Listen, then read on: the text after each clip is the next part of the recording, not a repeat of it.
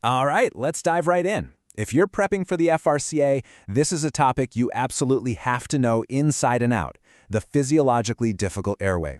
We're going to shift our focus away from just the anatomy and really get into the physiology, giving you the core concepts you need to nail these critical situations, both in your exams and, more importantly, in real life.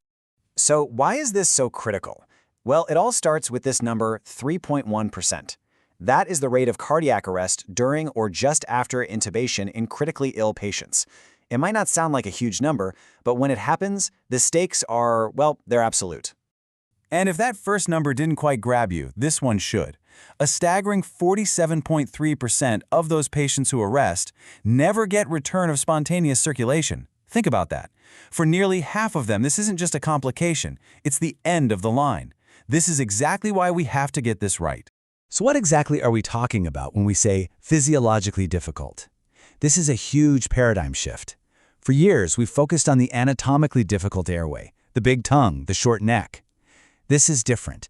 This is a patient whose body is so unstable, so fragile, that they can't tolerate the procedure of intubation itself, even if you have a perfect grade 1 view of the cords.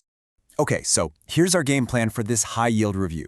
First, we'll really solidify the core concept. Then, we'll tackle the 3 big pillars of instability: hypoxaemia, hypotension, and acidosis. After that, we'll touch on a few special cardiac cases and wrap it all up with the core principles you absolutely need to take away. Right, let's just hammer this home one more time. The problem here isn't the anatomy. It's the physiology. Your whole mindset has to shift. You're not just intubating a patient. You are resuscitating a patient who also happens to need an endotracheal tube. That's the key. First up, the most immediate threat, the one that gets us into trouble the fastest, managing the hypoxemic patient. This is, without a doubt, a race against the clock, where every single second of apnea matters. You have to understand why these patients are on such a knife edge. Their lungs are already a mess, right?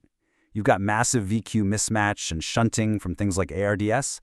This just obliterates their FRC, their functional residual capacity.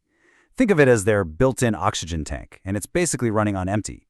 Then we come along and induce anesthesia, which makes everything worse, leaving them with absolutely zero physiological reserve. Okay, exam brains on for this. This is a brilliant practical algorithm to have in your back pocket. It's a step-by-step approach to pre-oxygenation based on how sick the patient is. For the milder cases, high flow might be fine. As things get worse, you escalate to NIP-PV. And for the sickest of the sick, with a P to F ratio under 100, an awake intubation isn't just an option anymore, it should be very, very strongly considered. This table is your high-yield cheat sheet for hypoxemia. What are the big takeaways? NIP-P is fantastic for pre-oxygenation. High flow is your friend for extending that safe apnea time. And you see that recurring theme, right? For the really refractory cases, the safest bet is an awake technique where the patient keeps breathing on their own. Let's move on to our next pillar of instability, the hypotensive patient. And listen, our goal here isn't just to treat a low blood pressure reading, it's to actively prevent that patient from collapsing into cardiac arrest when we intubate. These are the red flags you have to have seared into your brain. A systolic blood pressure under 90. That comes with a shocking 12 to 15% risk of cardiac arrest. And do not forget the shock index. Just divide the heart rate by the systolic. If that number is greater than 0.8, you are in the danger zone. The physiology is simple. They already have low venous return, and then our induction drugs and positive pressure ventilation just hammer it into the ground. Which brings us to that classic Viva question, etomidate or ketamine? Well, the evidence is pretty clear that there is no magic bullet. Etomidate has that risk of adrenal suppression, and ketamine, which we love for its sympathomimetic effects, can actually flip and become a myocardial depressant if your patient is so sick they've already used up all their own adrenaline. One study even linked it with a greater risk of collapse. The choice is really nuanced. So here's your optimization checklist. First, stop giving reflexive fluid boluses. You have to assess for fluid responsiveness first. Second, have your pressors ready. And I don't just mean in the room, I mean drawn up, connected, and ideally already infusing before you push that induction agent. And finally, use your point-of-care ultrasound to guide your entire resuscitation. All right, on to our third challenge. And this one is subtle but absolutely deadly: severe metabolic acidosis. For these patients, letting them become apneic is simply not an option. Here is the crucial point to understand.